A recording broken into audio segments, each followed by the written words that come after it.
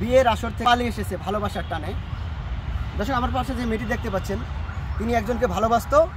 সেই প্রেমিকের কথা অনুযায়ী তিনি আসলে বিয়ের আসর থেকে পালিয়ে চলে এসেছে ঢাকাতে সেই প্রেমিকের সাথে দেখা করতে আসার পরে যে তার সাথে একটা ঘটনা ঘটছে, এই ঘটনা শুনলে আপনারা রীতিমতো অবাক হবেন। বিয়ের আসর থেকে পালিয়ে এসেছেন, আসলে কেন আসছেন? আমি ভালোবাসার টানে মানে ভালোবাসার টানে আমি এই জায়গায় বসছি, ওর হাত দিয়ে।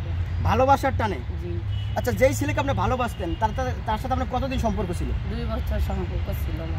2 বছর? আচ্ছা, তার সাথে সম্পর্কটা কিভাবে একটু বলেন। আমার ইমুতে সম্পর্কটা হয়েছে। ইমোর মাধ্যমে? জি। আচ্ছা, সর্বপ্রথম কিভাবে হলো বা কিভাবে কি বলছিল আপনাদের? আমার মানে সর্বপ্রথম ফোন দিয়া সালাম দিল, আমিও দিলাম যে কে কইছে আপনি আমার চিনবেন না, মানে বিভিন্ন ধরনের কথা কয়ে আস্তে আস্তে মানে সম্পর্কটার মধ্যে ইয়া হয়েছে আর কি।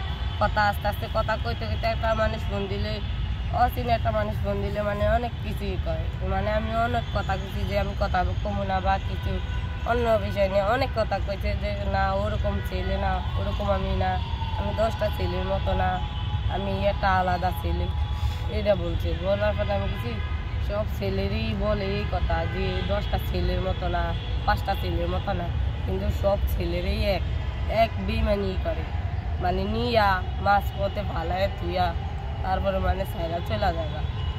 তাই আপনি ওরকম করবেন না কি? আবার আমার জিজ্ঞেসে যে তোমার পরিবারে কেরা কেরা আছে, আমি বলছি যে আমার বাবা আছে কিন্তু মা নাই, আমার ভাই বোনও নাই, আমি এক মারের দিই।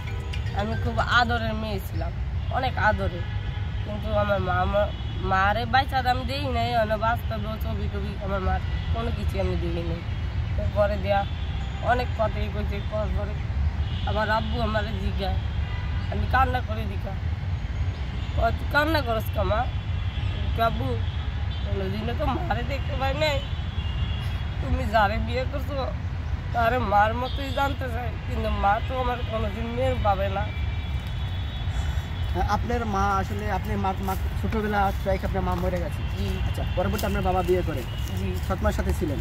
না, আমার পরবর্তী আমার আব্বু দুইটা বিয়ে করছে।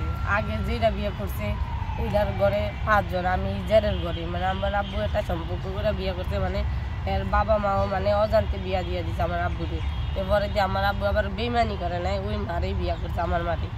এরপরে যে আমি হওয়ার সময় ডেলিভারি হওয়ার সময় হওয়ার পরেই মারা গেছে, আমি যেটুকু শুনছি।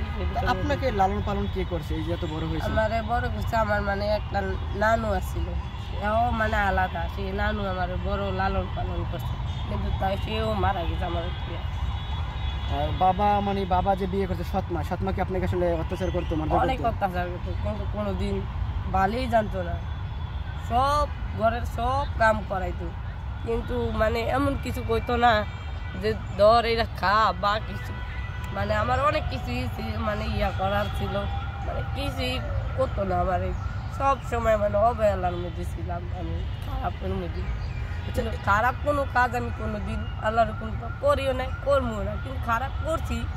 একটা ছেলেরে চিনি না জানি না, অজান্তে একটা হাত ধরছি, হাত ধরে ওর লগা হওয়ার এডি আমার কারণ। আমার বাবা অনেক কান্ত, আমি একটু কতদিন আয়া করছি, আমার বাবার লোক কোনোদিন আমার যোগাযোগ হয়নি, কোনোদিন আমি আসতে আমাকে বন্ধু আমি কিচ্ছু বলিনি। কেমনে বলবো আমার বাবা?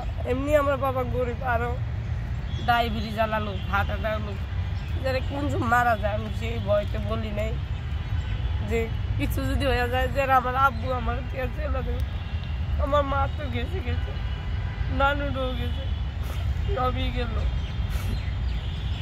আমার যে ভাই বোন আসলাম তারা কোনোদিনও মানে বোনের আশ্রয় দিত না, সবসময় অবহেলার মধ্যে ছিলাম, আসছি,